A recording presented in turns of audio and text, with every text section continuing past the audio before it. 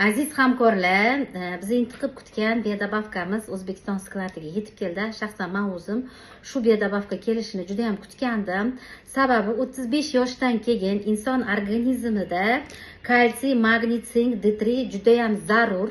Agar biz har kunlik ratsionimizda shunaqa kalsiy yemasak, ya'ni kalsiysi organizmga yetkazib beradigan ovqatlar yemasak, bizga organizmimiz suyaklardan olishni boshlaydi kalsiyni. Shu sababli bu kalsiy bir kunlik dozani o'rnini bosadi. Bu biodobavkamiz kalsiy yurakka, qonga, tishga va suyaklarga, milklarga ham kerak. Kalsiy, magniy, D3, sink bir kunlik dozani ta'minlab beradi bizga.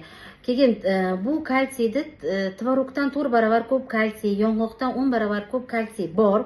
Kalsiy tanamizning asosiy poydevori uchun juda ham javobgar.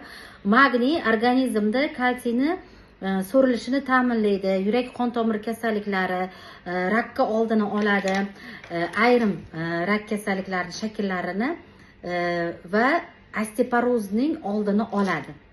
Buyraklarga foydali. Sink, kollagen va oqsil sintezini hosil qilish uchun juda ham zarur.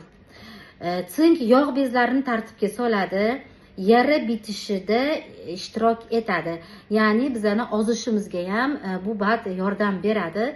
Sink jigar uchun hayotiy zarur, ya'ni jigarni himoya qiladigan dobavka hisoblanadi va D3 organizmni himoya qiladi va leykositlar faoliyatiga katta rol o'ynaydi.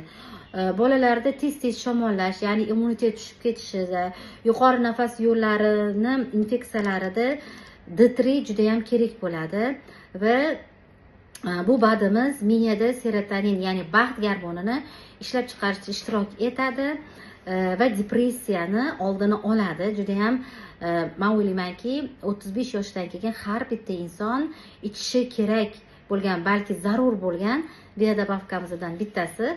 O'zini yaxshi ko'rgan, o'zini sevgan insonlar hammasi shu badni olib ichishlarini tavsiya etaman. Ayniqsa hozir bizda aksida shu badimiz ketyapti. Hammalarga omadli xaridlar tilab qolaman.